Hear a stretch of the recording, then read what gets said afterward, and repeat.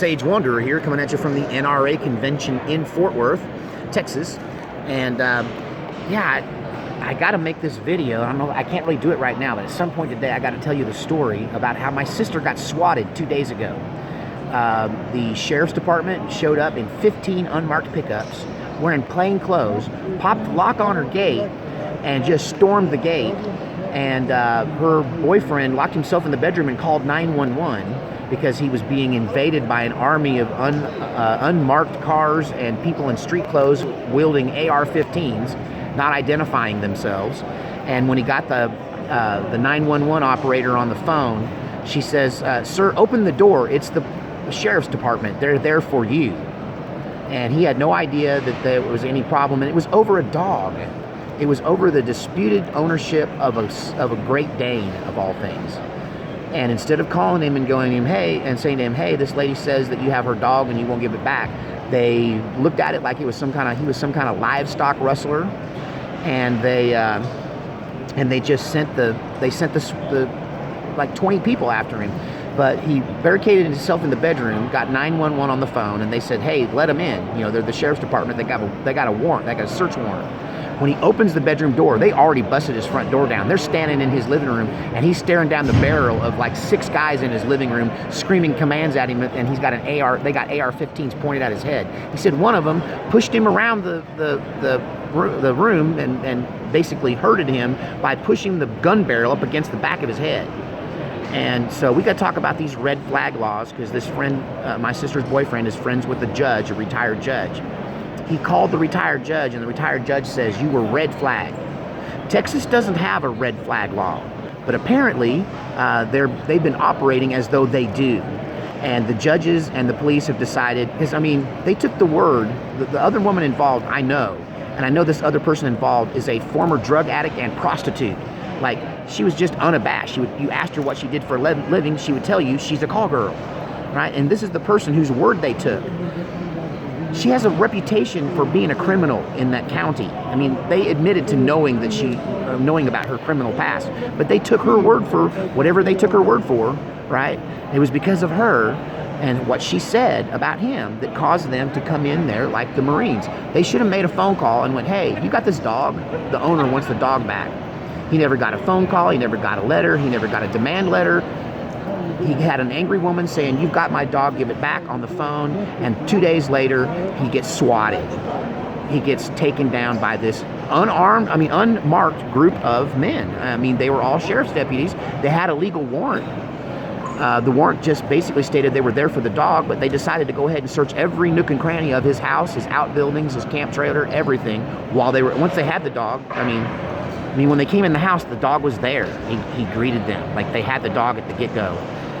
What is it that makes law enforcement think they need to come in like the Marines every single time there's some kind of dispute or something needs to be dealt with? Are they so cowardly and afraid for their lives that they don't have... Isn't there one man with enough guts to go, hey, I'm not afraid of getting shot by knocking on the door, and to just come up there and knock on the door, make a phone call? You know, what happened to the friendly police officer who was just trying to get to the bottom of things? Now they treat every single situation like they're serving a drug warrant against a known criminal.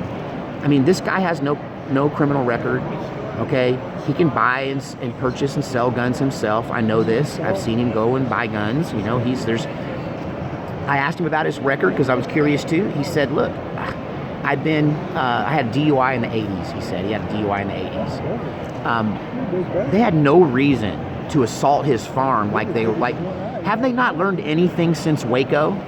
Has law enforcement not learned anything since Waco? I mean, if you come in like the Marines, you're liable to get met with deadly force. We're dealing with the Houston Police Department and what went on down there on Harding Street, right, where they had the wrong address on a house, and they bust into this house, and, 5 cops get shot, and they kill a man and his wife who were just sitting around their house at 4:30 in the afternoon. So, we've got to make sure these red flag laws do not fly. And if there are jurisdictions that are already proceeding as if they have a red flag law and working with judges, they need to be set straight about this, because it's just going to lead to more and more bloodshed. You know, they're going to use the red flag laws to come after conservatives, patriots, Christians, and we have got to do something about law enforcement that's out of control. I'm a friend of cops, and I've known a lot of great cops, and I've always been on the side of law enforcement. But this method of serving warrants is unwarranted, ridiculous. It's dangerous. How many more people have to die? How many more people have to have their rights violated before we find a man with enough guts on each police department to go, I'll go talk to that guy. You don't have to bring the SWAT team. I'll just go see if he'll come on in. Where's the Matt Dillons? You know what I mean? Where's the Marshall Dillons? Where's the real men? You know, my second wife, her father was the police chief of a small town in East Texas. And he lived his whole life on the force there, was a police chief, retired in his old age from the force. And he was well known for walking into an armed standoff with no gun on, with his hands up, going, "Hey, you know me, we stand next to each other at the stock auction, or you know me, our kids are on the same football team, you know." And have a conversation with these people instead of coming in full combat mode. I mean, can we go back to citizen policing? Have we become so politicized and are cops so afraid for their lives these days that they can't deal with citizens in any other way than treating them as though they're already guilty? I mean, really, they're acting like they're already guilty of a crime. And the judges are in on it with them. I'm all for officer safety, but something's got to be done about this, because really that's more dangerous to me. Storming somebody's house is more dangerous than knocking on the door and going, "Hey, can we talk?" I don't know. Tell me what you think in the comment section, and God save our republic.